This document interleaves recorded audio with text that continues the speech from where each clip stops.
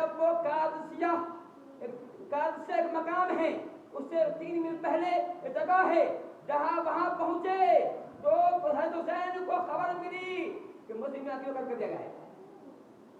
قادسیہ سے 3 میل پہلے حضرت حسین کو خبر ملی کہ حضرت حسین حضرت مسلم عقیل کو جنہیں وہاں بھیجا گیا تھا بیعت دینے کے لیے، دیکھنے کے لیے قتل کر دیا گیا ہے۔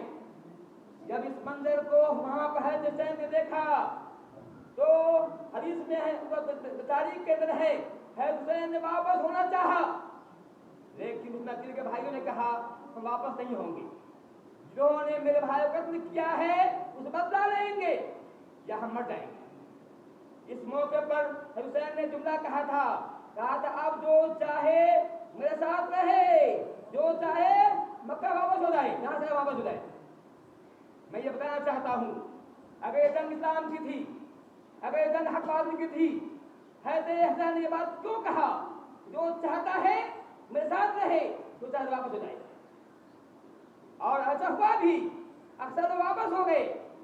حسیب حضرت حسین کے خاندان والے، اس نقیل کے خاندان والے جو 80-82 آدمی تھے، اس میں عورتیں بھی تھیں، مرد بھی تھے، بچے بھی تھے، بوڑھے بھی تھے، وہ ساتھ رہ گئے۔ اس طرح سے یہ لوگ آگے بڑھے۔ آگے بڑھنے کے بعد جب یہ لوگ کوفہ کے قریب پہنچتے ہیں تو عمر بن سعد جو یزید کے فوج کا کمانڈر ان چیف تھا وہ سامنے آ جاتا ہے۔ آپ ایک طرف عبیداللہ بن زیاد، دو چیزیں، دو نام ہیں، ایک یزید ہے جو صحابی رسول ہے، تو معاویہ کے بیٹا ہے، اب آج اس کو صحابی ہی کہا ہے، بعد تابعی کہا ہے۔ دوسری طرف عبیداللہ بن زیاد ہے جو شیعہ تھا، جو گورنر تھا کوفہ مسئلے کا، دو نام ہیں، ہمیں سمجھنے کی بات یہاں پہ ہے۔ میں نے کہا کہ وہاں پر عبیداللہ بن زیاد کی فوج کا گورنر تھا عمر بن سعد جو سعد بن وقاص کے بیٹا تھے، سعد بن وقاص صحابی رسول ہیں، ان کا بیٹا تھا، جس کے دل میں حسین سے محبت تھی، الفت تھی۔ جب انہوں نے دیکھا حسین رضی اللہ عنہ چھوٹی ٹکڑی کے ساتھ یہاں آئے ہوئے ہیں، انہوں نے چاہا کوئی معاملہ سامنے نہیں آئے، کوئی جنگ نہیں ہو، چنانچہ انہوں نے حضرت حسین کے سامنے آ کے اپنا گھوڑا روک دیا، اس سے بات کیا۔ اس موقع پر حضرت حسین نے 3 باتیں کہی تھی۔ یہ بات کو یاد رکھیے، یہ میں بتانا چاہتا ہوں، اگر جنگ اسلام کی جنگ تھی، حق بازی جنگ تھی، حسین نے یہ بات کیوں پیش کی ہے؟ حدیث تاریخ کا جملہ ہے، اللہ نہایت کرنے کی بات موجود ہے، اگر دعووں میں ہے وَحَمَّ أَن يَرْجِعَ، حضرت حسین نے واپس ہونا چاہا۔ ہم نے کہا کہا 3 باتوں یہ بات قبول کر لیجیے۔ حضرت حسین نے عمر بن سعد کو 3 آفر دیا، 3 تجویز پیش کیا۔ پہلی چیز کہا کہ میں جہاں سے آیا ہوں مجھے واپس وہاں جانے دو، میں مکے سے مدینے سے آیا ہوں مجھے وہاں واپس جانے دو، ایک بات۔ دوسری بات کہی کہ مجھے یا پھر اما ان ارحقا بسبب الظهور، مجھے چھوڑ دو کہ میں ایسی جگہ جہاں اسلامی جہاد ہو رہا ہے، کفار سے، مشرکین سے، عیسائی سے، یہودی سے، میں وہاں جاؤں، عذاب جنگ کروں، اللہ کا شہید جاؤں، میں وہاں جائے دو۔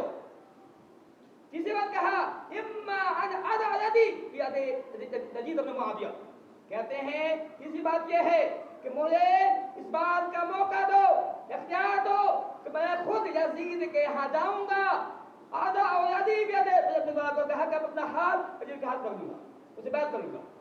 اگر یزید فاسق تھا، حسین نے بات کیوں کہی کہ میں یزید کے ہاتھ میں بیعت کروں گا؟ یہ بات سوچنے کی ہے۔ میں نے پہلے کہا میں جو بات کر رہا ہوں یہ وہ باتیں ہیں تاریخ کی تمام متعلقہ موجود ہیں، میں نے یہ باتیں کی ہیں، آج کی باتیں نہیں ہیں، یہ تمام باتیں 600 ہجری سے پہلے کی باتیں کر رہا ہوں میں، 600 ہجری سے پہلے جو بات پہلے جو مورخین نے لکھا وہ باتیں کر رہا ہوں، میں کر رہا ہوں۔ انہوں نے کہا کہ مجھے اس بات کی اجازت دیا جائے، اس لیے شرط یہ ہے کہ میں یزید سے میں خود ملوں گا، اس کے ہاتھ بیعت کروں گا۔